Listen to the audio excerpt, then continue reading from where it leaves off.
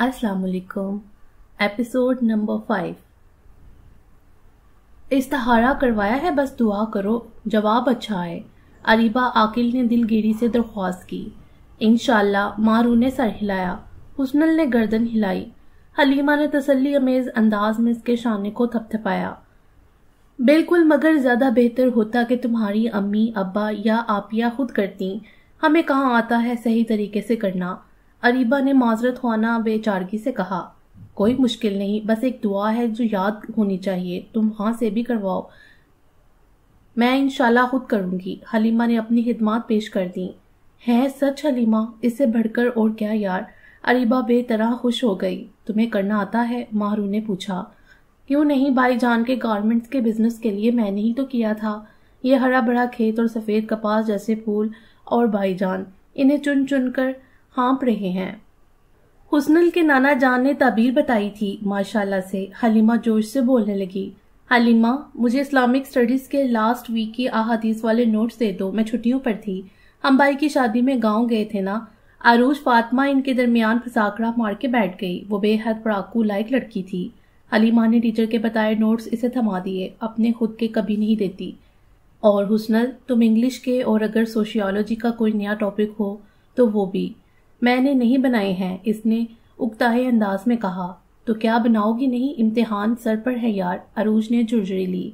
सब याद है मुझे। फर्स्ट ईयर में 3 इस्लामियात पढ़ी हैं। इस्लामिक एजुकेशन, इस्लामिक स्टडीज और इस्लामिक हिस्ट्री। और खैर से तो घर ही इस्लाम का किला। नाना जान ने प्रैक्टिस बढ़ा था। हलीमा ने ना सिहाना हुंकारा भरा। अरीबा और मारनूर जोर से हंसी। अंदर की बात से जो वाकिफ थी उसे सोशल वर्क लेना था। आउटडोर के बहाने बाहर निकलने का मौका मिलता, मगर अरूज का मुंह खुला का खुला रह गया। ऐसे नहीं कहते। आई मीन, तुम इतने बुरे अंदाज में क्यों कह रही हो? छोड़ो तुम, ये पकड़ो नोट्स और जाकर बनाओ। इससे पहले अरूज की सर्जनिश तोबा तलाल पर पहुंच जाती, हुस्नल ने नोट्स इसके हाथ में थमाए और जाने का इशारा किया। अरूज भी यूं भागी जैसे कफार के गुरों से छूटी हो। हर किसी के सामने ऐसे बातें नहीं करते। हलीमा बोली। सही कह रही है, माहरू ने तायीद की। अरीबा ने सर हिलाया। अब अंदर की बात तो तुम्हें मालूम है, हमें मालूम है। ये तुम्हें कॉलेज में दहरियाना मशहूर कर दे। और मैं नोट कर रही हूँ, तुम ज्यादा खामोश रहने लगी हो। बोलो तो चिड़चिड़ी फाड़ खाने को दौड़ती हो। हाँ, ये तो मैंने भी नोट किया है। हलीमा ने सर हिलाकर इसे भागोर देखा। वहम है तुम लोगों का। नहीं हुस्नल, कोई बात है जरूर। मूड खराब है तुम्हारा, बताओ ना। हम तुम्हारे दोस्त हैं यार, शेयर करो। मारू ने किताब बंद कर दी। वो टीचर की गैर हाजिरी और बाहर तेज धूप के बायस क्लासरूम में ही बैठी थी। समोसे वगैरह यहीं आ गए थे। बोल भी दो अब। अरीबा चिढ़ गई। उधर हुस्नल 3 दिन से पहले ही पढ़ने को तैयार थी। नमाज पढ़नी हो या नहीं, मगर मुझे रोजाना सुबह उठ के वुजू बना के दुपट्टा लेकर इस तरह घर में घूमना पड़ता है जैसे मैं नमाज पढ़ रही हूँ, पढ़ने वाली हूँ या पढ़ चुकी हूँ। एक तबीयत खराब और उस पर यह दिखावा। सब मर्द क्या सोचेंगे? हुस्नल नमाज के लिए क्यों नहीं उठी? बिस्तर में क्यों घुसी है? मुझे नहीं अच्छा लगता। इशा की नमाज सबके साथ पढ़ना, उधर अजान मुकम्मल, उधर जुमात तैयार। कि जी मर्द वगैरह जब मस्जिद से लौटे तो औरतें भी फरागत पाकर दस्तरख्वान लगाएं, मुंतजिर हूँ। मुझे बहुत अच्छा लगता है कि जब सब सो जाए तब मैं गहरे सन्नाटे में खामोशी के साथ नमाज अदा करूं, मगर नहीं, जल्दी जल्दी का कलमा। मेरा दिमाग घूम जाता है। वो तेज तेज बोली। उसके मुंह से थूक निकल रहा था। चेहरा तमतमाने लगा। माहरू ने लंबा सांस लेकर अपने नोट्स पर शुमार लगाना शुरू कर दिया। अरीबा खामोश हो गई। इस बारे में 1-2 बार पहले भी बात हो चुकी थी। गलत हुस्नल नहीं थी, गलत घर वाले भी नहीं थे, बस दरमियानी राह। वो सबसे मुतनफ्फर थी। वो बेसकून थी। हलीमा ने उसके चेहरे को बागौर देखा। वो स्ट्रॉ मुंह में दबाए ब्लैक बोर्ड को बहुत दिल जमाई से तक रही थी। उसे अब तक सिर्फ खामोश रहना था या फिर रो पड़ना था, अगर मुहातिब किया जाता तो। और नेमतों को मापा नहीं जा सकता। ये ज्यादा अहम है या कम, ये ज्यादा जरूरी है या, मगर तमानियत से बढ़कर कोई नेमत नहीं, कनायत से बढ़कर कोई दीन कहाँ। वो बेकली के अजाब में मुब्तला थी। इसके दुख मसनूई, उसकी फिक्र खुद साख्ता यूं ही ख्वाम हुआ। उसके पास शुक्र नहीं था। दरअसल उसके पास नजर नहीं थी जो इसे बावर करवाती और शुक्र गुजारों की फहरिस्त में जगह देती। नसीहतें इसे काटती। واز سر پر پتھر کی طرح پڑتے، مشکل الفاظ اٹک جاتے، سماعت پر ہتھوڑے لگتے، اور سب سے بڑھ کر جب اندر سے کوئی میں نہ مانوں کی تسبیح مسلسل پڑھتا ہو تو ساری شیرین بیانی اور علم و حکمت دری رہ جاتی ہے۔ سچائی کی بابت لاکھ کھول کھول کر بتایا جائے، مگر جب دل پر سیاہ مہر لگ جائے تب زبان بولنا، کان سننا اور آنکھیں دیکھنا بند کر دیتی ہیں۔ اپنے سر، منہ، بالوں، گردن، ہاتھوں سے ریت جھاڑتے ہوئے وہ شدید ترین حیرانی کا شکار تھا۔ بارش میں بھیگنے کا تجربہ تو بچپن میں ہی ہو گیا کہ کس طرح موسلا دھار بارش نچر جانے کی حد تک بھگو دیتی ہے، پر ریت میں لت پت ہو جانا یہ تجربہ زندگی کا پہلا تجربہ تھا، وہ بھی کبھی ساحل سمندر پر آرام دہ حالت میں ریت پر نیند دراز ہونے کے بعد کپڑے جھاڑ لیے اور بس، مگر یہ بہت مختلف ریت تھی، سانسوں سے الجھی، آنکھوں میں بیٹھی، بالوں سے چپکی، بلکہ روئیں روئیں میں پیوست، کانوں کے سوراخ کے اندر حد تک، سر کے بالوں میں انگلی پھنسانا مشکل تھا، ناک کے اندر، اسے ان گنت چھینکیں مارنے کے بعد اب سکون محسوس ہو رہا تھا۔ سب سے زیادہ تکلیف وہ منہ کا حال تھا، اسے حلق کے اندر تک ریت گھس جانے کا شدید ترین تکلیف۔ وہ احساس تھا اس کے دانت کچ کچ کر رہے تھے۔ اس نے اپنے مضبوط جوتے کھولے، پاؤں محفوظ تھے، جوتے اوپر سے جاڑے، کپڑوں کے اندر جسم کے ہر منہ سے چپکی ریت اسے محسوس ہو رہی تھی۔ اس نے پچھلی نشست پر ہاتھ مارا اور پانی کی بوتل پکڑ جاڑ کے منہ سے لگائی۔ پائیدان کے پاس پڑے بیکار کپڑے سے جیب کو کسی حد تک جاڑتے ہوئے اسے یکدم احساس ہوا جیب سٹارٹ تو ہو جائے گی نا۔ خدشے نے پل بھر کے لیے چونکایا تھا، پر اگلے پل وہ پرسکون ہو گیا۔ یہ کیلاش کی پسندیدہ جیپ تھی جسے وہ خود ڈرائیو کرتا تھا، اور شکار پر جانے کے لیے اس کی پہلی اور آخری چوائس تھی، اور ایک شرط جیتنے کے لیے اس جیپ کا ڈرائیور آج وہ تھا۔ اس کا انداز درست ثابت ہوا، تیسری بار چابی گھمانے پر گاڑی چنگاڑی تھی اور آگے پیچھے روشنی کے لمبے سائے بچھ گئے تھے۔ اس نے چار جانب گہرا جائزہ لیا۔ اندھیری رات، گہرا سناٹا، اسے اچانک احساس ہوا کہ خاموشی اور سناٹا بے حد گہرا ہے۔ یہاں کوئی آواز نہیں تھی، کسی بھی قسم کی حرکت نہیں تھی۔ سٹارٹ جیپ کی ہلکی سی اس نے ہاتھ بڑھا کر چابی نکالی تو سناٹا ہولناک روپ اختیار کر گیا اور اندھیرے نے خوف کی شدید لہر اس کے رگوں پہ میں اتار دی۔ اسے اپنے دل کی دھڑکن باقاعدہ سنائی دے رہی تھی۔ یہاں اس کے سوا کسی چرند پرند کی آواز نہیں تھی۔ وہ کچھ ساکت بیٹھا، نگاہیں جما کر گویا گرد و پیش کو کھوج رہا تھا، جو سراسر احمقانہ عمل تھا۔ رات کے اتنے گہرے سناٹے اور اندھیرے میں گمان کی انتہا یوں تھی کہ بنائی چلی گئی ہو۔ اندھیرے میں نگاہوں کے مسلسل ارتکاز نے کچھ ہیولے واضح کیے تھے، کچھ جاڑیاں، کچھ ریت سے ٹیلے پتھر، زمین پر گہری سیاہی کی صورت ڈیری کی طرح چپکی بیلیں۔ یہاں کوئی خوشبو نہیں تھی، بدبو بھی نہیں تھی، یا ناک میں گھسی ریت نے قوت شامہ متاثر کی تھی، عجیب سی کیفیت جس کا نام مشکل تھا۔ اس نے غیر ارادی طور پر گاڑی کی لائٹس آن کر دیں۔ اسے تقویت کا احساس ہوا۔ زوردار ہوا، ریت کا طوفان جکر جب اس پر پڑا تھا تو اس نے آگے بڑھنے کی بجائے گاڑی روک دی تھی۔ یہ اس کی خام خیالی تھی کہ اس نے روکی تھی، اس نے خود ہی رک جانا تھا۔ اس نے عقل مندی کا مظاہرہ کرتے ہوئے وہیں رک جانے کو ترجیح دی تھی۔ اس نے اسٹیئرنگ کو مضبوطی سے تھام کر سر اس پر جھکا لیا تھا۔ اس نے ریت کے بگولوں سے بچنے کے لیے صحیح فیصلہ کیا تھا۔ مشکل وقت گزر گیا، اسے بس واپس پلٹ کر سیدھا جانا تھا۔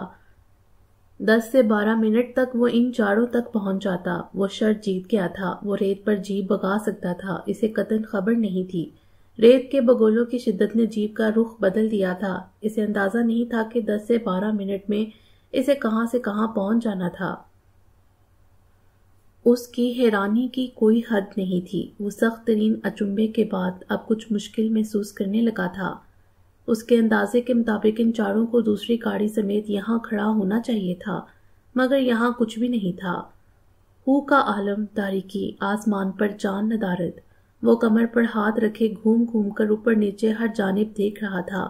جیپ کی لائٹس بے حد پاورفل تھیں۔ وہ اس کی روشنی کے سائے میں آگے بڑھا، پھر پلٹ کر پیچھے۔ نہیں، 10 منٹ ڈرائیو کی شرط تھی۔ کیلاش چیخا بھی تھا کہ ڈرائیو بھلے وہی کرے، مگر ملازم میں سے کسی ایک کو اپنے ہمراہ لے لے۔ یہ انجان راستہ ہے، چکر چلیں تو آزمودہ بندہ بھی سدھ بدھ کھو دیتا ہے۔ ریت ایک ہی پھیرے میں پرانے ٹیلے ڈھا دیتی ہے، راستے کھا جاتی ہے اور بے حد اونچے نیچے ٹیلے بنا دیتی ہے کہ مانو صدیوں سے یہی تھے۔ لوگ تجربے کی بنیاد اور سمتوں کے تعین سے پھر آگے بڑھتے ہیں، مگر وہ بھی ایک عرصے بعد دوستوں کی گیدرنگ اور بے فکری کو جی بھر کے انجوائے کر رہا تھا۔ عملی زندگی کے اتار چڑھاؤ، محنت، کوشش، کامیابی، کمپٹیشنز کی ٹینشن، ہر چیز سے دور نو عمر لڑکوں کی طرح یوں بے مقصد کی اچھل کود، خواہ مخواہ کے کہکے جیسے زمانوں کی کثافتوں کو دھو رہے تھے، جیسے آنے والے بہت سارے سالوں کو انرجی دے رہے تھے، چارج کر رہے تھے۔ اپنی اصلی زندگی میں وہ بہت ناپا تلا کم گو مغرور مصروف قاعدے سے چلنے والا بندہ تھا۔ محسوس لوگ، محسوس جگہ، محسوس انداز۔ مگر یہاں دوستوں کے درمیان وہ سب بھی اپنی اوقات کو گویا بلائے فقط انجوائے کر رہے تھے۔ مگر یہ اب اس کے ساتھ کیا ہو گیا؟ شاید میں کم چلا ہوں، تھوڑا اور آگے جاؤں تو شاید مجھ سے وقت کا تعین کرنے میں غلطی ہوئی ہو۔ وہ اپنی قیاس آرائی پر مطمئن ہوا تو جس لگا جیپ پر سوار ہو گیا۔ مجھے ناک کی سیدھ میں جانا ہے، اس نے چابی گھمائی، مگر یہ فیصلہ غلط تھا۔ اسے اندازہ ہوا تو اس نے سپیڈ کم کر دی۔ جتنی ڈرائیو وہ پہلے کر چکا تھا اور اب جو کر کے آیا تھا یہ بہت زیادہ تھی یقیناً۔ چہار اطراف کا عمیق جائزہ لینے پر اس پر شدید حیرانی اور پریشانی کا غلبہ ہوا۔ اسے کلک ہوا یہ وہ جگہ قطعاً نہیں ہے، ہو بھی نہیں سکتی۔ یہ تو سراسر جھاڑیاں، پتھر ٹیلے ہیں اور ہر صورت ایک ایسا راستہ ہے جہاں شاید کبھی انسانی قدم نہیں پڑے۔ اس پر شدید پریشانی کا حملہ ہوا۔ اس نے چابی گھمائی اور فل سپیڈ سے جیپ دوڑانے لگا۔ وہ جلد از جلد ان سب تک پہنچ جانا چاہتا تھا، مگر آدھے گھنٹے تک اونچے نیچے ڈگمگ راستوں پر جھٹکے کھانے کے بعد اس نے گاڑی کو کسی شعوری ارادے کے بنا روک دیا۔ وہ جیسے تھک گیا تھا۔ اتنا یقین تو اسے ہو چکا تھا، یہ وہ راستہ نہیں، یہ وہ جگہ نہیں۔ اس نے بہت زور سے اپنے ہاتھ اسٹیئرنگ پر مارے۔ اس کی سانس الجھی ہوئی تھی۔ اس نے غیر ارادی طور پر ماتھا پونچھا تو وہاں پسینے کی نمی تھی۔ بوتل کا بقیہ پانی حلق سے اتار جب ساکت بیٹھے بہت سے پل گزرے تو اسے ہلکی کپ کپی کا احساس ہوا۔ یہ بڑی عجیب صورتحال تھی۔ اس کے ماتھے اور بالوں میں پسینہ تھا اور جسم کو لگتی ٹھنڈ۔ اس نے گریبان کے بٹن کھول کر کالر پیچھے گرایا۔ وہ سبز و سیاہ کمانڈر ٹراؤزر کے ساتھ بسکٹی رنگ کی کاٹن کی شرٹ میں ملبوس تھا۔ کیلاش نے اتنی جلدی مچائی تھی، جیکٹ وغیرہ پہننے کا موقع ہی کب دیا، اور اسے تو کل صبح 10 بجے واپس جانا تھا۔ شام کی فلائٹ سے اس کی واپسی تھی اور اسے ممبئی سے ایمانی کے لیے گفٹس بھی لینے تھے اور اس نے ڈنر کا وعدہ کر رکھا تھا۔ اور موسیٰ بھی اس نے اس چیز کو مان لیا تھا کہ انڈیا بہت بڑی میوزک انڈسٹری ہے، درست، مگر پاپ میوزک پر زیادہ اور بہتر کام پاکستان میں ہو رہا ہے۔ اس نے بہت سوچ سمجھ کر فیصلہ کیا کہ وہ اپنا دوسرا البم پاکستان میوزک کمپنی کے ذریعے ریلیز کرے گا۔ بہت سے لوگوں نے اسے احمق کہا، پاگل پن، مگر موسیٰ بھی فیصلہ کر کے ہٹنے والا نہیں تھا۔ وہ تھک چکا تھا ملک گھوم کر۔ اس کے پاس برٹش نیشنلٹی تھی۔ اس نے دنیا کے ہر گھاٹ کا پانی پی لیا تھا، مگر ایک بے چینی، طمانینت کا فقدان چین نہیں لینے دیتا تھا۔ دبئی کی زندگی اس کے اپنے مزاج کے عین مطابق تھی۔ وہاں وہ آزاد تھا، اس پر کوئی قدغن نہیں تھی، مگر وہ وہاں بھی بور ہو گیا۔ کبھی کبھار بے حد آزادی اور بے فکری بھی اکتاہٹ پیدا کر دیتی ہے۔ وہ انڈیا آ گیا۔ یہاں اس کے بہت اچھے دوست تھے۔ اجنبیت کا احساس نہیں تھا، سب بہت محبت سے ملتے۔ دیدائے دل راہ کیے ہوئے اور ہر نئے جانے والے کی طرح وہ فوراً متاثر ہو گیا، جھوم گیا، مگر کچھ وقت گزرنے کے بعد احساس ہوا وہ تعریف میں اسے کھا جانے والے ہیں۔ اس کے بارے میں معلومات لی جاتی تو خبر ہوتی وہ پاکستانی نژاد برطانوی ہے۔ پاکستانی، او ہاں، اس سے اجازت لینا تو دور، اس کی بے خبری میں ایک مشہور ڈائریکٹر نے اس کی البم کا گانا ساون ذرا سے رد و بدل کے ساتھ اپنے میوزک ڈائریکٹر کے نام سے فلم میں چلا دیا۔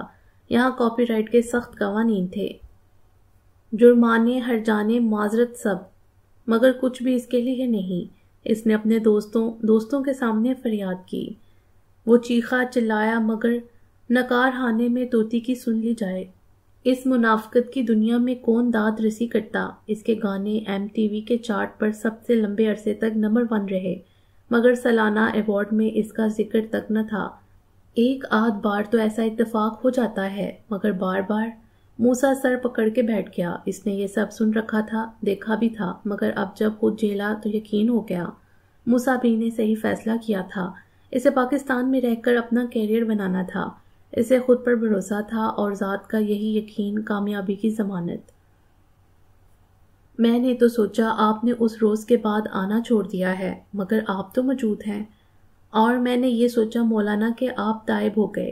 مفتی عبید الرحمان نے جوابی حملہ کیا۔ محی الدین سہگل دل سے ہنسے۔ انہیں ان کا شیطانی کہکا ناگوار محسوس ہوا، پر اتنے دن بعد اپنے کالج کے زمانے کے دوست کو، جو 4 برس ان کا روم میٹ رہا تھا، دیکھ کر وہ ہمیشہ دل سے خوش ہوتے تھے۔ دونوں میں بظاہر کوئی چیز مشترک نہیں، مگر جوانی کا ایک وہ سنہرا دور جب صرف صبح سے شام کرنے کی فکر ہوتی ہے۔ خواہشات، ترجیحات، خواب، مسائل، فکر، سوچ، سب کے کندھے پر گٹری دڑی ہوتی ہے، مگر اس کا منہ بند ہوتا ہے۔ گٹری ایک بار کھل جائے پھر راہیں جدا ہو جاتی ہیں۔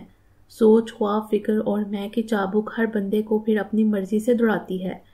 محی الدین سہگل نے جلد شادی کر لی اور پھر وہ امتحان پر امتحان پاس کرتا، ایک مستقل امتحان بیوروکریسی میں شامل ہو گیا جس کا نتیجہ دنیا میں نہیں نکلتا۔ ادھر عبید الرحمان مزید دینی تعلیم حاصل کرنے کے لیے دنیا بھر کی جامعات سے خوشہ چینی کرتے رہے۔ فیڈرل کمیشن کے امتحانات کا ایک انت ہوتا ہے۔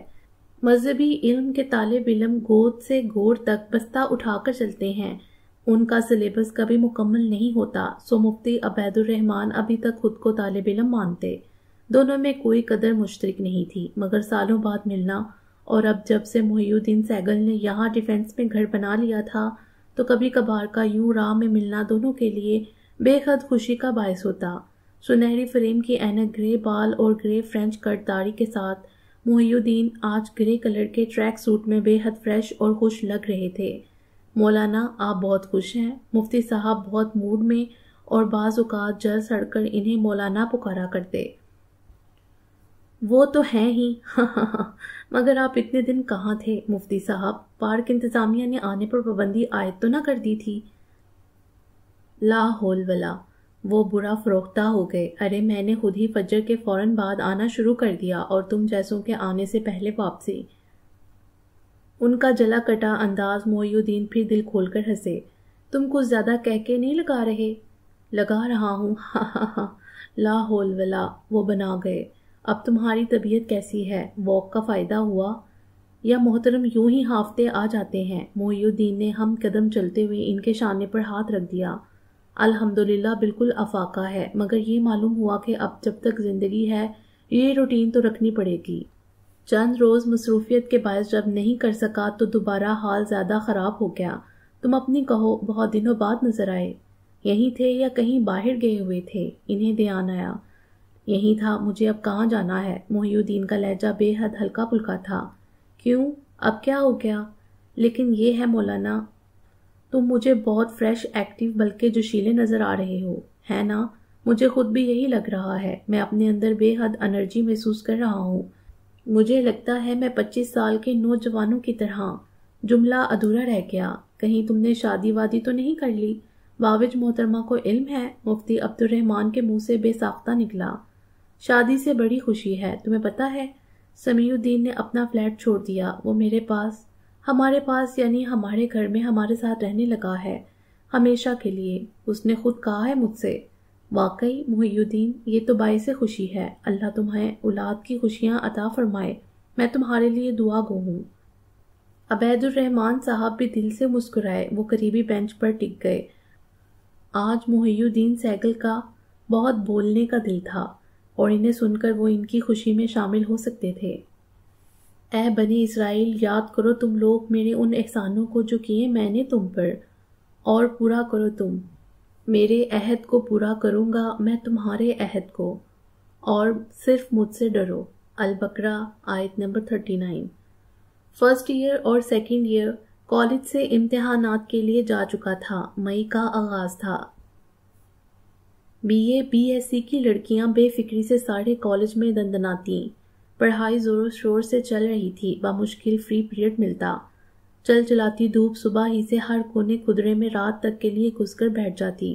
اتنے بہت سے دنوں کے بعد آج اچانک چوتھا اور پانچواں پیریڈ فری مل گئے. سو وہ بڑی تسلی سے کینٹین پہنچی. حلیمہ اور اریبہ پلرز کے درمیان بنی جگہ پر دھنس کر بیٹھ گئیں. یہ دونوں آلتی پالتی مار کے ان کے سامنے. اریبہ نے سرپرائز پارٹی کا اعلان کیا اور پھر اخبار کے کاغذ پر ڈھیر ساری کیریاں نمک مرچ لگا کر لے آئی. مانو عید ہو گئی. بعد میں سموسے اور پوریاں چنے تو لازمی تھے ہی. میرے پاس بھی کچھ ہے. ماہرو نے اپنا بیگ کھولا.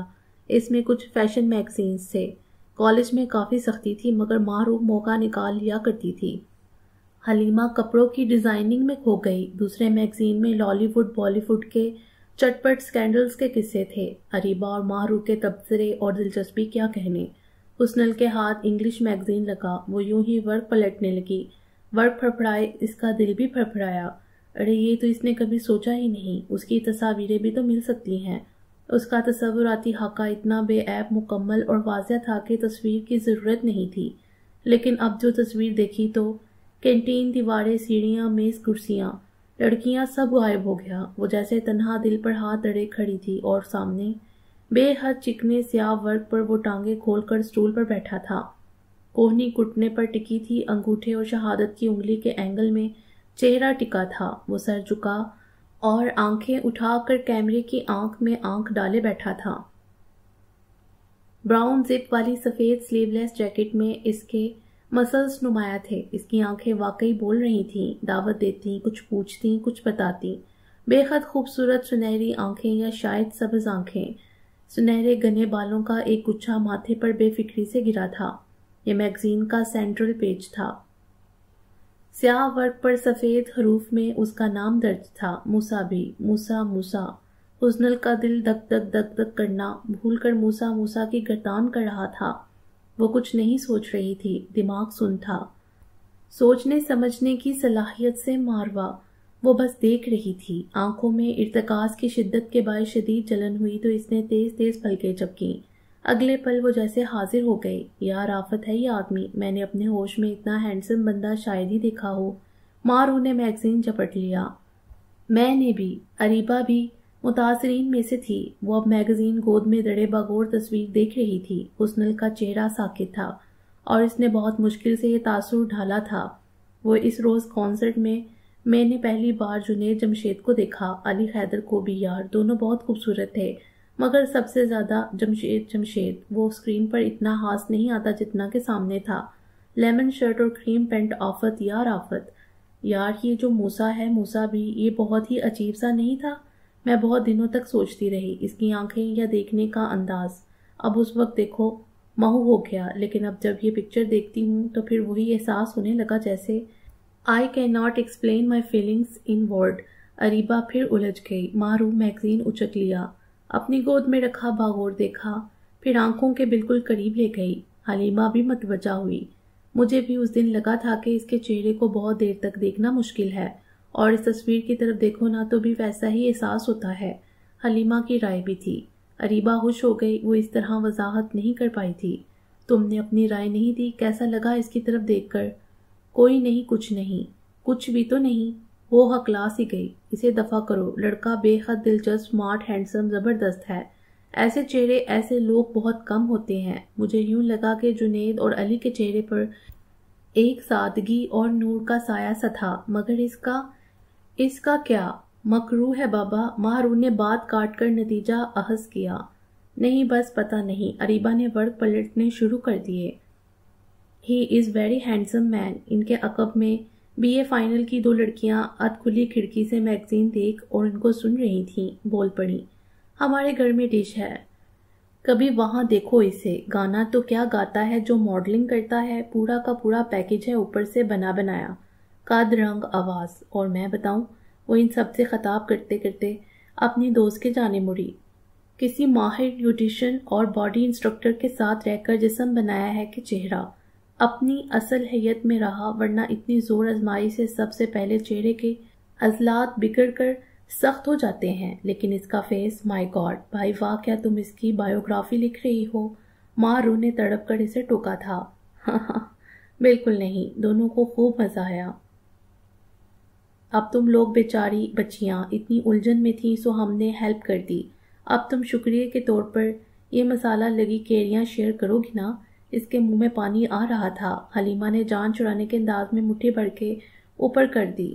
کھڑکی کا پٹ بند ہو گیا۔ اب وہ چاروں سکینڈلز اور گپ شپ کا صفحہ کھولے بیٹھی تھی، لیکن ایک صفحے پر یہاں بھی موسیٰ بی کے آنے والے البم کے فائنل سانگ اور ویڈیو کا چرچا تھا۔ چاروں کے سر جڑ گئے۔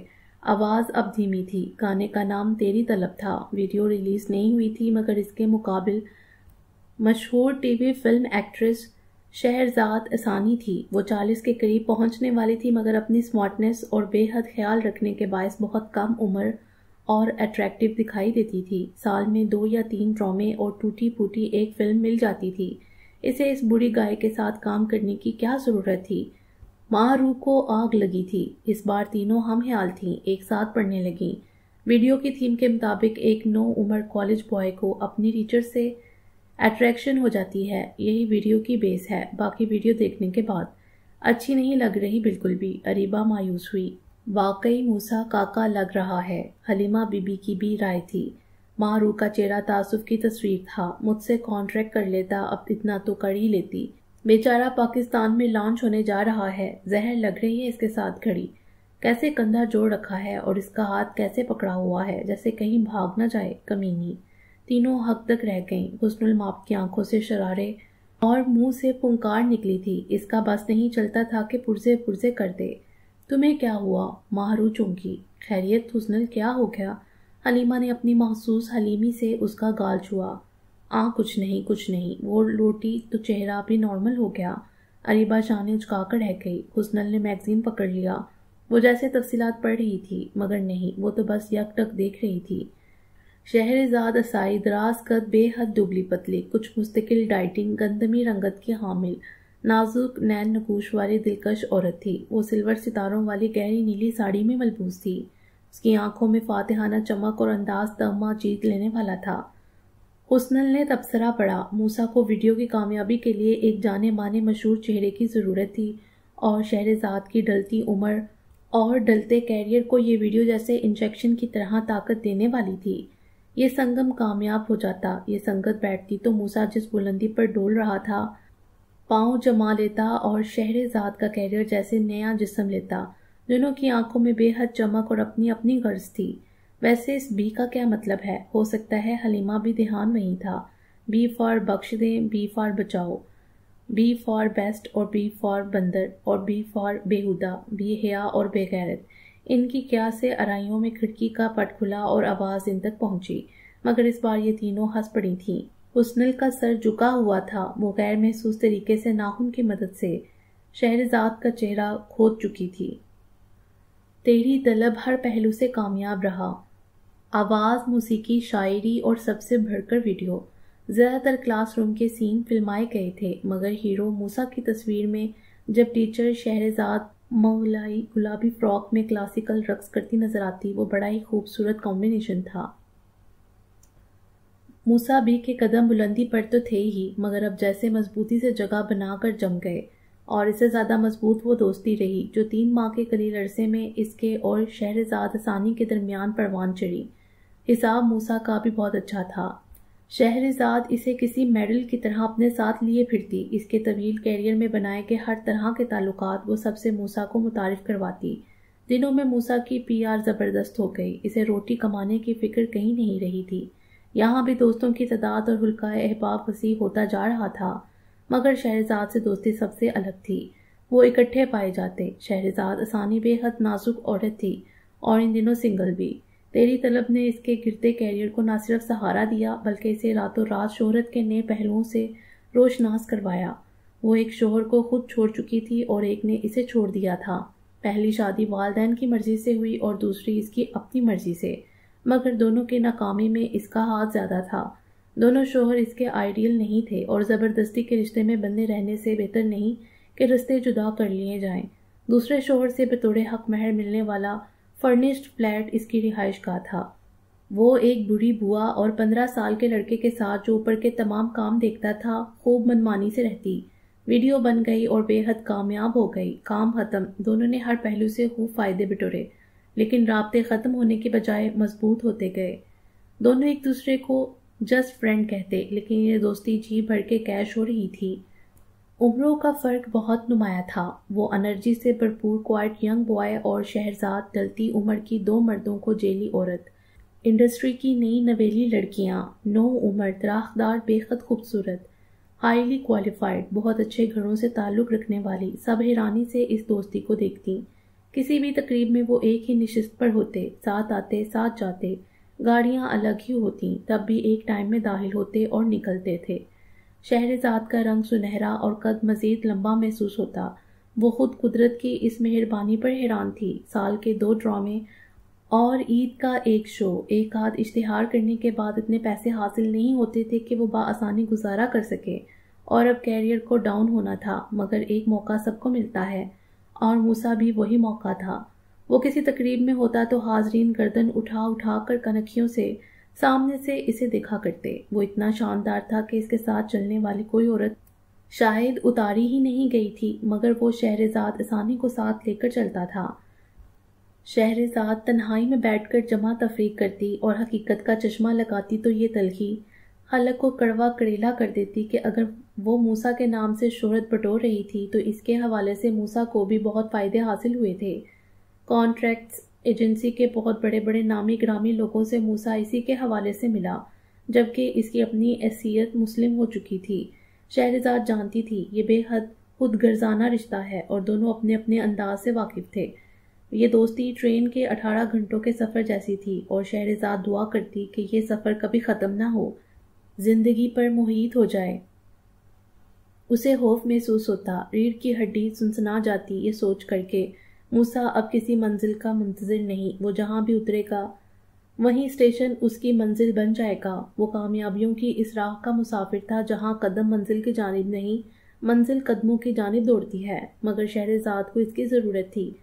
وہ ایک بڑے ہدایت کار کی فلم میں ایک بے حد اہم رول سائن کر چکی تھی۔ اسے ایک مہنگی برانڈ کے میک اپ کی پبلسٹی کے لیے بک کر لیا گیا تھا۔ اس کے ایک گانے کی ویڈیو نے اس کے اندر کے فنکار اور اس کی خوبصورتی کو رجسٹرڈ کروا دیا تھا۔ موسیٰ بی نے اس کی زندگی بدل دی۔ اس کا دم توڑتا حال نیا شاندار جنم لینے مستقبل میں بدل چکا تھا۔ وہ موسیٰ کو کہیں نہیں جانے دے گی، کبھی نہیں۔ عمروں کا فرق، معاشرہ، لوگ، دنیا، سب بھاڑ میں جائیں، آگ لگے سب کو۔ 2 ماہ کی چھٹیاں گزار کر کالج آنا بے حد اچھا لگا۔ اگست میں موسم ویسے بھی بے پناہ خوبصورت ہوا کرتا ہے۔ سیاہ بادل، ٹھنڈک، پھوار اور کبھی کبھار چہرے، گردن اور ہاتھوں پر پڑنے والی بوندیں، اور اس پر چلتی مست متوالی ہوا گدگدیاں کر رہی تھی۔ وہ گرما گرم سموسوں کو چٹنی میں ڈبو ڈبو کر خوب لطف اندوز ہو رہی تھیں۔ ساری توجہ کا مرکز اریبہ تھی، جو بے حد خوش تھی اور مٹھائی کا ڈبہ لائی تھی۔ اس کی آپیہ اور باجی کی بات طے ہو گئی تھی، دسمبر میں شادی۔ پہلے تو باجی مانی ہی نہیں، پھر میں نے خوب دلائل دے کر انہیں قائل کیا۔ اریبہ حلیمہ کو بتا رہی تھی۔ دراصل حلیمہ نے اسے نماز حاجت کا طریقہ بتایا تھا کہ باجی خود پڑھ کر اپنی شادی کے لیے دعا کریں، لیکن باجی مان کر نہیں دیں۔ کتنی شرم کی بات ہے، لوگ کیا کہیں گے، شادی کے لیے اتنا مری جا رہی ہے۔ خود وظیفہ کرنے بیٹھ گئی۔ توبہ! وہ حفت سے زرد و سرخ ہو گئیں۔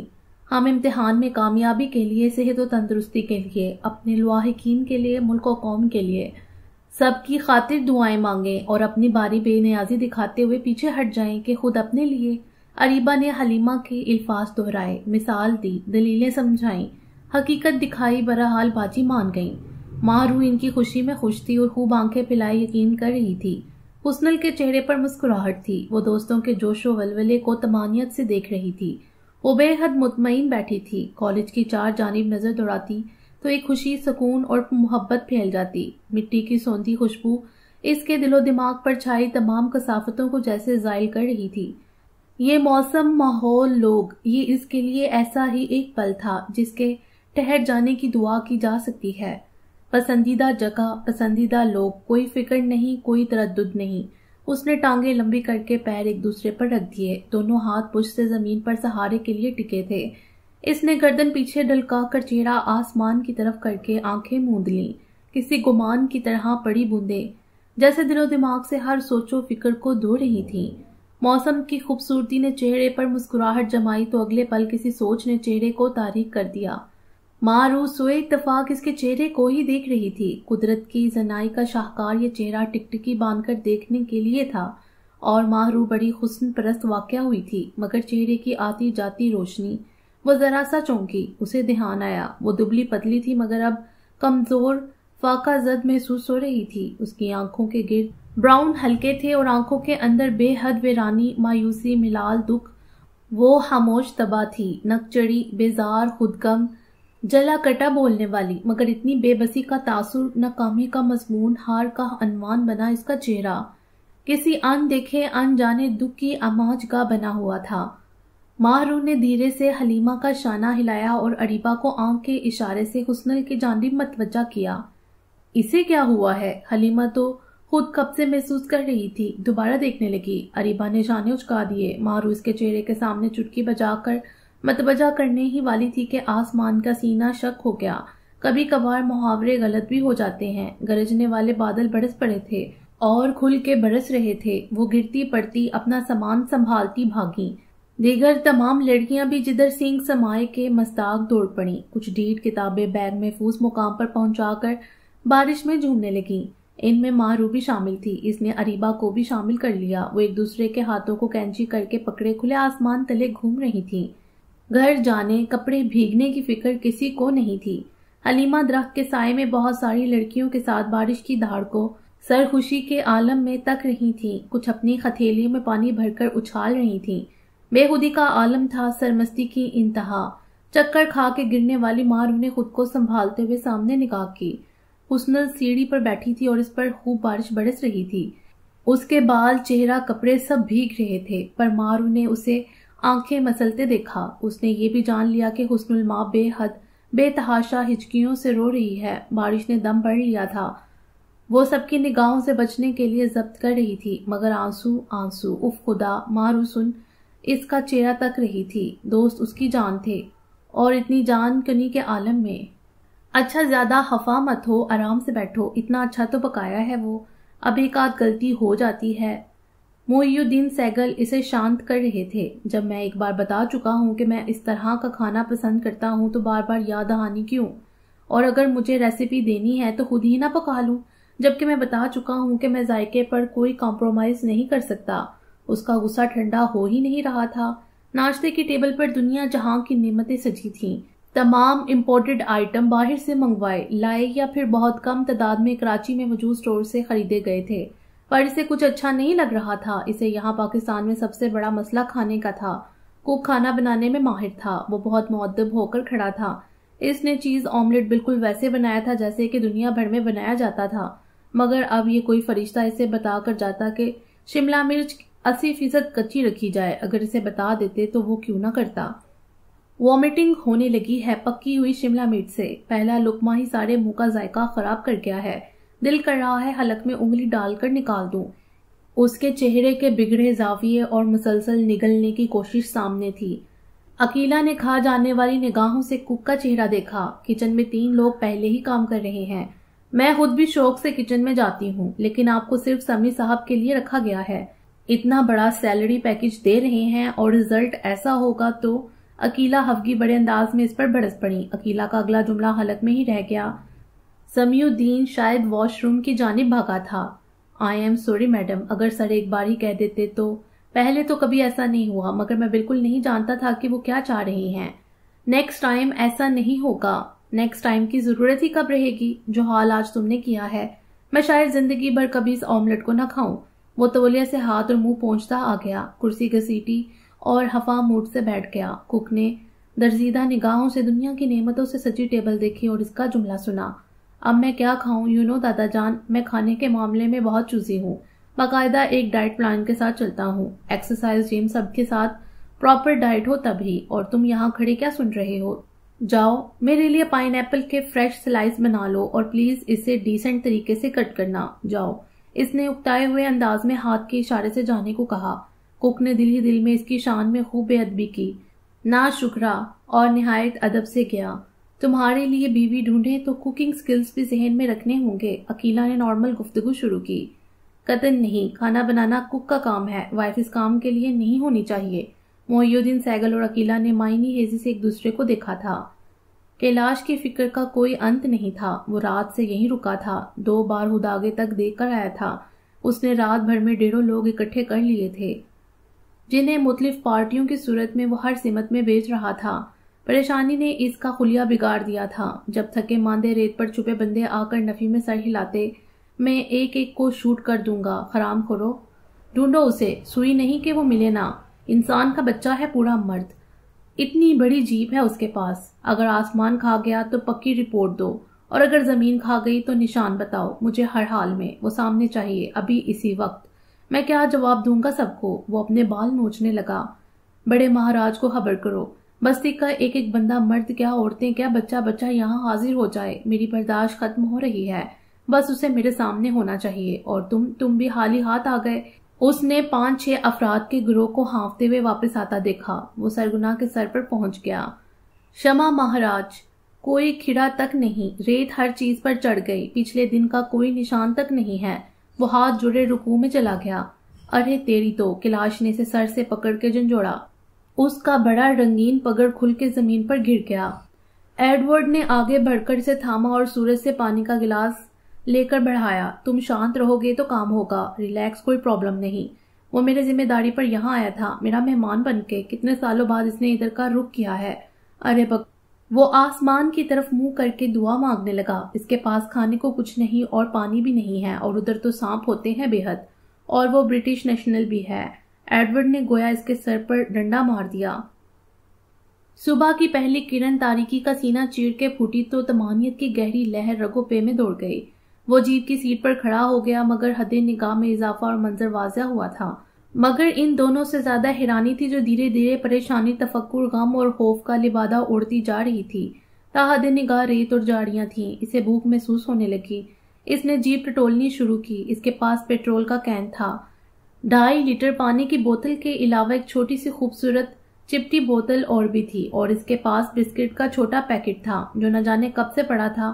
بسکٹ اپنا خستہ پن کھو چکے تھے۔ وہ بہت دیر تک انگلی میں پھنسائے بسکٹ کو دیکھتا رہا، کھائے یا نہ کھائے، پتہ نہیں کب کے تھے، مگر پھر یکدم اس نے انہیں کھانا شروع کر دیا۔ وہ اتنے برے بھی نہیں تھے۔ اس نے پانی سے حلق تر کیا اور پھر اس نے چھوٹی بوتل سے دل خوش کیا تھا۔ یہ صبح کا بہترین آغاز تھا۔ وہ اپنے اندر توانائی محسوس کر رہا تھا۔ روشنی نے اعصاب کو طاقت دی تھی اور ہوا نے جسم کو ہلکا پھلکا کر دیا تھا۔ اسے اب درست سمت کا تعین کرنا تھا۔ اس نے آسمان کو کھوجا تو عجیب سا احساس ہوا۔ آسمان پر کوئی پرندہ نہیں تھا، کوئی بھی۔ کیا یہاں اس کے علاوہ اور کوئی جاندار نہیں؟ اس کی غلط فہمی جلد دور ہونے والی تھی۔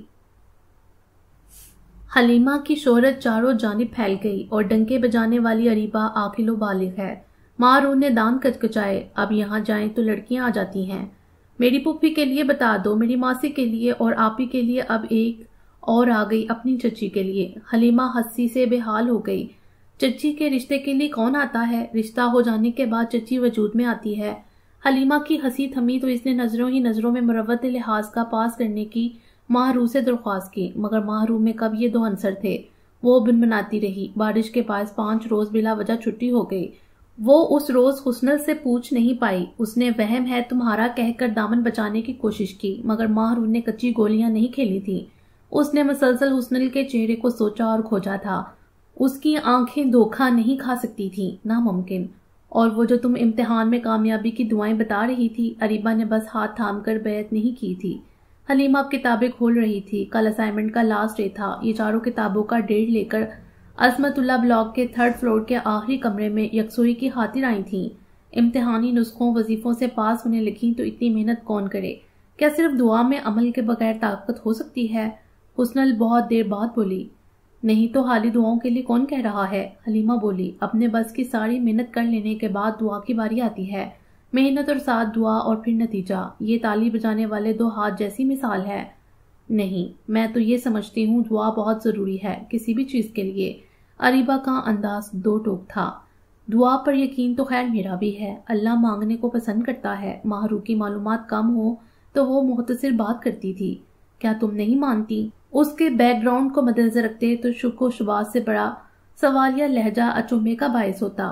الٹرا ماڈرن فیملی سے تعلق تھا۔ اب اس بات کو تم یوں دیکھو تو میں ابھی ایگزامز کے لیے خوب محنت کروں گی، کتابیں لے کر انہیں پڑھ چیدہ جملوں سے نوٹس تیار کروں گی، اور میری حد الامکان کوشش ہوگی کہ میں ایک ہی موضوع ہونے کے باوجود ممتحن کو میرا اچھوتا پن نظر آئے، بھا جائے، اسے یہ ہر صورت لگنا چاہیے کہ میں خود سے محنت کی ہے، کہیں سے فوٹو کاپی یا مانگ تانگ نہیں کی۔ پھر امتحان کے دنوں میں خوب محنت کروں گی، اور سب سے آخر میں دعا، بے خط دعا۔ پہلے سے میں جانتی ہوں کہ میں 100% صحیح کام کر آئی ہوں، مگر دعا نہیں چھوڑ سکتی۔ حلیمہ نے بہت صاف الفاظ اور ناپے تلے لہجے میں اپنا موقف بتایا۔ اتنی محنت کے بعد دعا کی کیا ضرورت؟ حسنل کا لہجہ بے حد ٹھنڈا اور تھکان زدہ تھا۔ دعا تو ہر لمحے کی ضرورت ہے، ہر ایک کے لیے، ہر انسان کے لیے دعا سے بڑھ کر کیا نعمت۔ حلیمہ نے جرجری لی۔ میری محنت ضائع ہو سکتی ہے، میرے پیپرز جس دن میں جا رہی ہوں اسے آگ لگ سکتی ہے، بارش میرے لکھے کو مٹا سکتی ہے، پیپر چیکر کی چائے یا بڑا پانی کا جگ لکھنے کو ہلت ملت کر سکتا ہے، میرے پیپرز کی پنس کھل کر کسی اور سے گڈمڈ ہو سکتی ہیں، میں پیپرز کرتے وقت بیمار ہو سکتی ہوں، امتحان ہال میں مجھے غشی کا دورہ پڑ جائے، مجھے کوئی ایسی خبر ملے کہ میں کچھ لکھ نہ پاؤں، خدا نہ خواستہ۔ میں محنت کو مانتی ہوں، لیکن خدا کی رحمت اور دعا کی طاقت پر اتنا یقین ہے کہ وہ مجھے یاد کیے بنا بھی کامیاب کر دے گا۔ لیکن چڑیا روز دانے چگنے جاتی ہے، اور اسے اپنے حصے کی خوب محنت کر کے رزق ملتا ہے، کیونکہ یہ وعدہ ہے، پر اللہ گھونسلے میں نہیں ڈالتا۔ چڑیا کو صبح اٹھ کر خوب محنت یعنی دعا کرنی ہوتی ہے۔ تم کیسی باتیں کرنے لگی ہو حسن الماب، تم دن بدن کیا بنتی جا رہی ہو؟ میں تمہارے لیے بہت فکر مند ہوں، اور یہ اس روز جب بارش ہوئی تو یہ بہت زیادہ رو رہی تھی۔ ماہروخ کو اس سے اچھا موقع اور کب ملتا؟ کسی نے کچھ کہہ دیا، کوئی شکایت ہے، کوئی مسئلہ، تم کہو، ہم مل کر حل نکالیں گے۔ تم بہت خاموش ہو گئی ہو۔ اریبہ بھی یہی سب محسوس کر رہی تھی۔ حسنل نے جواب نہیں دیا، وہ دور کھڑکی سے باہر دیکھ رہی تھی۔ اس کے چہرے پر شدید کشمکش کے اثار تھے۔ مجھے لگتا ہے میں ہر چیز سے یقین کھو رہی ہوں، اپنے آپ سے بھی۔ اتنا گہرا اندھیرا ہے، گہری کھائی گاٹا، اور مجھے کچھ سمجھائی نہیں دیتا۔ تم محنت کا کہتی ہو، میں وہ بھی نہیں کر سکتی۔ کس چیز پر محنت کروں؟ اس کا لہجہ ٹوٹ رہا تھا۔ تم دعا پر یقین کا کہتی ہو، کیا تمہارے پاس کوئی ایسی دعا ہے جو میرے لیے ہو، کوئی ایسا وظیفہ جو اسے میرا کر دے؟ اس کا سوچتی ہوں تو میرے پاس محنت کا کوئی راستہ نہیں ہے۔ کیا اینٹیں کوٹوں یا چھلنی لے کر کچرے سے لوہا ڈھونڈوں؟ کیا بال بکھیر کے ننگے پیر پتھروں پر چلوں؟ میرے پاس ایسی کوئی محنت نہیں ہے، میرے پاس ایسی کوئی راہ نہیں ہے جس پر چل کر میں اسے پا لوں۔ تم دے رہی ہو دنیا کو وظیفے، دعائیں ہیں، تمہارے پاس کوئی دعا، کوئی تسبیح جو اسے میرا کر دے؟ بولو۔ ملتجی لہجے میں کھوئے کھوئے اس نے حلیمہ کے شانے جھنجھوڑ دیے۔ اس کا بکھرا انداز، فقیروں جیسی التجا، اور بڑے نین کٹورے جو اختتام پر جھلک پڑے۔ وہ دونوں ہتھیلیوں میں چہرہ چھپا کر پھوٹ پھوٹ کر رو دی۔ اس کا جسم ہچکولے کھا رہا تھا۔ ماہروخ ساکت، اریبہ حق تک تھی، اور حلیمہ کا چہرہ بگڑا سا تھا۔ کیا جو اس کی سمجھ میں آ رہا تھا حسنل نے وہی کہا تھا؟ کون ہے وہ؟ بہت دیر بعد اریبہ اور ماہروخ کی منہ سے ایک ساتھ برآمد ہوا، جبکہ حلیمہ اسے زمانوں سے جانتی تھی۔ اس کے گھر کو، احباب کو اس کے ساتھ آتی جاتی تھی۔ وہ قیاس کے گھوڑے دوڑا دوڑا کے ہلکان ہو رہی تھی۔ اب بولتی کیوں نہیں ہو؟ کون ہے؟ کہاں ملے تم لوگ؟ کیسا ہے؟ کیا رشتہ دار ہے؟ کوئی پڑوسی؟ اریبہ اور ماہروخ تابڑتوڑ سوال کر رہی تھیں۔ ان کی عجلت حد سے سوا تھی۔ کبھی نہیں ملے۔ وہ میرے تصورات کا بادشاہ تھا، اور میں اپنی دنیا میں خوش۔ نہ گھر کا ڈر، نہ چوری پکڑے جانے کا خوف، نہ دنیا کی زبان، نہ عزت بے عزتی کے مسئلے۔ میں سب کے درمیان ہوتے ہوئے، کھاتے پیتے چلتے ہوئے اسے اپنے سامنے پا کر خوش ہو لیتی تھی۔ وہ اپنے وجود میں اس قدر مکمل تھا، اس کا ہیولہ اتنا جاندار کہ مجھے کبھی احساس ہی نہ ہوا کہ وہ مجسم میرے سامنے آ جائے، میرے ساتھ رہے۔ خدا کی قسم حلیمہ، میں ساری زندگی اس تصوراتی خاکے کے ساتھ بڑے مزے سے جی لیتی۔ وہ موجود ہوتا تو مجھے ارد گرد سے بیگانہ کر دیتا۔ میں اچھے کپڑے پہن کر تیار ہو کر خود کو آئینے میں دیکھتی تو وہ سراہنے کو میرے عقب میں آن کھڑا ہوتا۔ اس کی آنکھوں سے مسلسل آنسو بہہ رہے تھے، مگر وہ رکے بنا بولے جا رہی تھی۔ حلیمہ کا سانس خشک تھا۔ ضبط گیریاں نے اریبہ کے نقوش بگاڑ دیے تھے۔ چند پل جاتے کہ وہ کندھے سے کندھا ملائے دھواں دار شروع ہونے والی تھی۔ ماہروخ کا ایک ہاتھ ڈیسک پر اور دوسرا دل کے پاس دڑا تھا۔ وہ ناقابل فہم نظروں سے حسنل کی ٹوٹی بکھری حالت ملاحت کر رہی تھیں۔ اس کی ذہین دوربین نگاہیں جیسے اس کو اندر تک چیر پھاڑ ڈالنا چاہتی تھیں۔ لیکن تمہیں خبر نہیں ہچکی، وہ روئی۔ وہ ایک روز مجسم ہو کر میرے سامنے آ گیا اور میں نے کبھی سوچا بھی نہیں تھا کہ وہ کبھی اس طرح میرے سامنے۔ میری پلکیں اپنا میکینزم جھپکنا بھول گئیں۔ مجھے یاد ہے اس دن میرے سینے سے ایک بار بھی دک کی آواز نہ ابھری، اور اس نے مجھے پہچاننا تو درکنار، اس نے میری طرف نگاہ غلط سے بھی نہ دیکھا۔ بے وقتی کے احساس نے اس کی رنگت چھین کر سفیدی اس کے چہرے پر لیپ دی اور بہتی آنکھوں کی ویرانی۔ اسے اچانک دیکھے تو خوف سے چیخ پڑتے۔ بابائے اردو کی جانشین نہ بنو، بند کرو یہ لفاظی، سیدھا سیدھا نام لو۔ مارو نے اسے کندھوں سے تھام کر جھنجھوڑ دیا۔ ابھی بھی وہ سامنے ہے اور ایک بار پھر ادھر نہیں دیکھتا۔ کیا اسے خبر نہیں کہ میرا کیا حال ہے؟ دیکھو کیسے کیسے ہنس رہا ہے۔ وہ کھڑکی سے باہر جیسے اسے دیکھ رہی تھی۔ اریبہ کے چہرے پر خوف کے تاثرات آ گئے۔ کہیں حسن پر کوئی جن تو عاشق نہیں ہو گیا تھا؟ ماہرو چیل کی طرح لپکی اور کھڑکی میں ٹک گئی۔ اسے تو کچھ نظر نہ آیا۔ پی پی پاں پاں کرتا ٹریفک۔ بشرا زیدی، پل کے پاس بیٹھی فقیروں کی جوڑی، برگر والے انکل۔ حسنل کی نگاہوں کے تعاقب میں نگاہیں حبیب بینک تک سے ہو آئیں۔ اس نے الجھ کر اریبہ اور حلیمہ کو دیکھا اور نفی میں گردن ہلائی۔ اریبہ کو اپنا خدشہ درست معلوم ہونے لگا۔ وہ یکدم کھڑی ہو گئی۔ مارو نے بہت گہرائی سے حسنل کی نگاہوں کا پیچھا کیا۔ حبیب بینک کے اوپر بہت بڑا بل بورڈ تھا۔ اس پر کسی مشروب کی تشہیر کی گئی تھی، اور گلاس ہونٹوں سے لگائے گیلے بال بکھرے سے ماتھے پر گرے تھے۔ بے حد فریش ہو جانے کا گمان دیتا ماڈل مارو نے پا لیا تھا۔ اس کے چہرے پر حیرانی کے تاثرات نے شدید بدصورتی پیدا کر دی تھی۔ اس نے بہت کچھ سوچ لیا تھا، مگر یہ یوں اس نے انگلی سامنے کر کے حسنل سے تائید چاہی۔ اسے جواب کی بے پناہ جلدی تھی، مگر جو جواب حسنل دیتی وہ کبھی نہیں۔ اریبہ اور حلیمہ بھی کھڑکی میں گھس آئیں۔ وہ نہ سمجھی کے عالم میں حسنل کا چہرہ، ماہرو کی انگلی اور باہر ہراساں سی دیکھ رہی تھیں۔ ماہرو کا وجود ریت کا مجسمہ تھا اور حسن الماپ کی اس بات والی جنبش نے اسے ڈا کر زمین بوس کر دیا۔ وہ تینوں نڈال، حسنل اور بے حد فریش اور دلکش نظر آتے موسیٰ بی کو یوں دیکھتی تھی جیسے بھوت کو دیکھ لیا ہو۔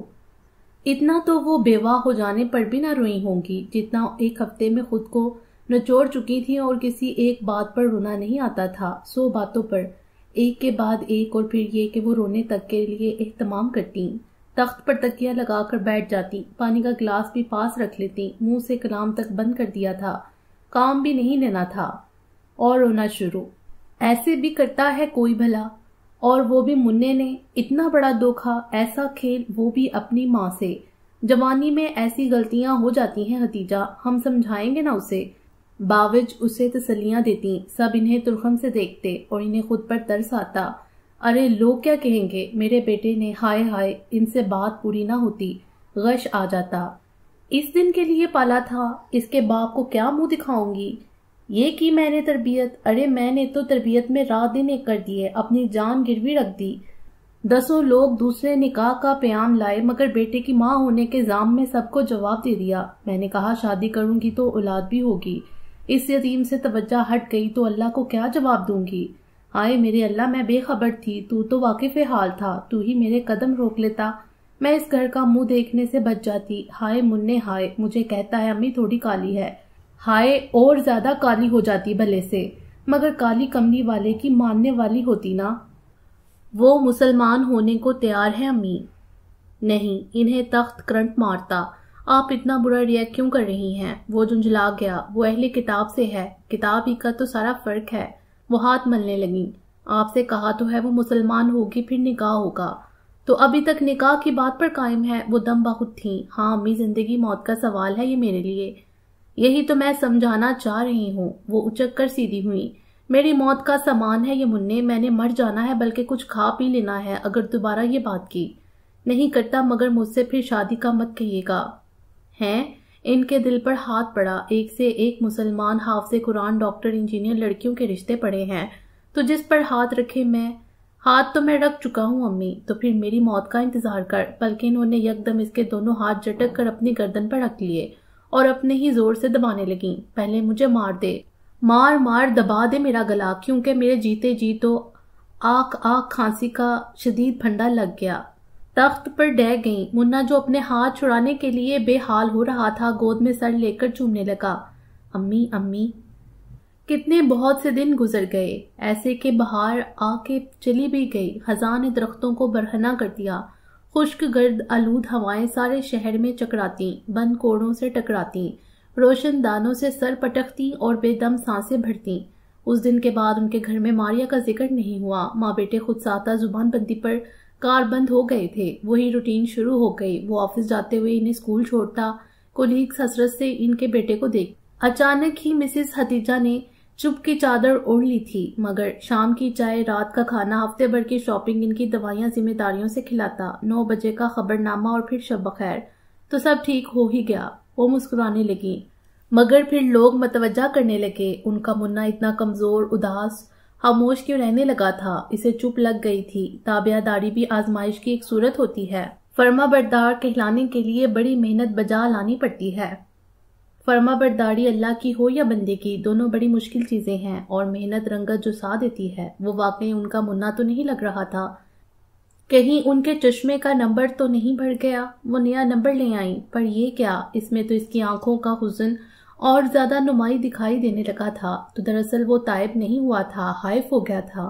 وہ ذکر کرے گا اور اصرار کرے گا تو پھر سے خود کو مار لینے پر کمر بستہ ہو جائیں گی، اور مرنے کا انداز بھی ملاحت ہو اس کے ہاتھوں۔ وہ اسکول سے واپسی پر پیدل ہی گھر کی طرف رواں دواں تھی۔ پیروں کے نیچے خزاں گزیدہ پتوں کی چڑچڑاہٹ تھی، سرد ہوا کی آواز میں بہت سے سانپوں کی پھنکاریں ہوں گویا۔ کبھی کبھی خیال میں ڈستے ہیں، امی امی آپ کہاں جا رہی ہیں ایسے؟ کوئی انہیں پکار رہا تھا۔ وہ چونک کر حالی نگاہوں سے دیکھنے لگیں۔ ہیلمٹ اتارتے ہوئے بائک کھڑی کر کے ان کی سمت آتا یہ کون تھا؟ اوہ، یہ تو منا تھا۔ واقعی اسے پہچاننا مشکل تھا۔ ہڈیوں کا ڈھانچہ، چہرہ اور معلول آنکھیں جن میں شدید تفکر کی لہریں تھیں۔ بس یوں ہی پیدل چلنے کا دل کر رہا تھا۔ انہوں نے سر اٹھا کر ٹنڈ منڈ درخت کو دیکھا۔ بہت اوپر گھونسلے پر چڑیا اپنی چونچ میں دبا خزانہ اپنے بچوں کے منہ میں ڈھکول رہی تھی۔ فرض شناسی، محنت اور محبت، بلکہ صرف محبت ہی محبت کائنات کی بنیاد ہے، اور محبت کی ان گنت شکلیں۔ اور وہ تو یہ سمجھی تھی، اتنے دن گزر گئے، محبت کی کہانی ختم ہو گئی ہوگی، مگر محبت تو ان کے بیٹے کی آنکھ کی پتلی میں حزن بن کر ٹھہر گئی تھی۔ محبت نے ہون آشام بلا کا روپ دھارن کر لیا تھا۔ ان کے بیٹے کے چہرے کی ساری سرخی نچڑ چکی تھی، اور محبت کی کہانی کبھی ختم نہیں ہوتی، خواہ کسی کی بھی ہو، کسی سے بھی ہو۔ محبت کا چشمہ ایک بار ٹوٹ جائے تو زمزم کی پکاریں بے سود رہ جاتی ہیں، اور محبت کا پھول ایک بار کھل جائے تو پھر اس پر کبھی خزاں نہیں آتی۔ اسے ملے دوبارہ، وہ بیٹے کے چہرے کو دیکھنے لگیں۔ نہیں، وہ گھونسلے کو ہی دیکھ رہا تھا۔ آپ نے منع کر دیا تھا نا؟ اس نے پکارا تو ہوگا، وہ نہ جانے کیا جاننا چاہتی تھیں۔ میں نے مڑ کر نہیں دیکھا۔ وہ مایوس ہو گئی ہوں گی۔ انہیں پتہ نہیں چل رہا تھا کہ وہ ہاں سننا چاہتی ہیں یا نہ۔ نہیں، اس نے کہا، اگر جوڑے آسمان پر بنائے جاتے ہیں تو زمین پر مٹائے نہیں جا سکتے۔ وہ آسمانی فیصلے کا انتظار کرے گی۔ ختیجہ بانوں کے پیروں سے زمین سرک گئی۔ ایسا تو کل تو عمر گزرنے کے بعد بھی قسمت سے ملتا ہے۔ تو پھر اسے کہنا میں آسمانی فیصلے پر سر جھکاتی ہوں۔ منع کا سر جھٹکے سے نیچے ہوا تھا۔ ماں نے یہ کیا کہہ دیا تھا؟ بعد میں بہت سال تک، بلکہ آج تک ختیجہ بانو سوچتی رہیں، آخر ان کے منہ سے وہ جملے کیسے ادا ہوئے۔ مسئلہ پتہ کیا ہے؟ جب اللہ کچھ کروانا چاہتا ہے تو وہ ہو جاتا ہے۔ یہ اور بات ہے، مجھے اور آپ کو اس کا شعور نہیں۔ دنیا میں ظہور پذیر ہونے والا ہر واقعہ مناظر قدرت کی طرف ایک اشارہ ہوتا ہے، ایک پیش بندی، ایک آغاز، ایک نیا سبق۔ اور دنیا میں جو کچھ ہوتا ہے اس کا ایک ماضی ہوتا ہے، ایک حال اور ایک مستقبل بھی۔ باقی انشاءاللہ اگلی ویڈیو میں۔ امید ہے آپ کو یہ ویڈیو پسند آئی ہوگی۔ ہمارے چینل کو سبسکرائب کریں اور بیل آئیکن کو پریس کر دیں ہمارے چینل کی لیٹسٹ اپڈیٹس حاصل کرنے کے لیے۔ شکریہ۔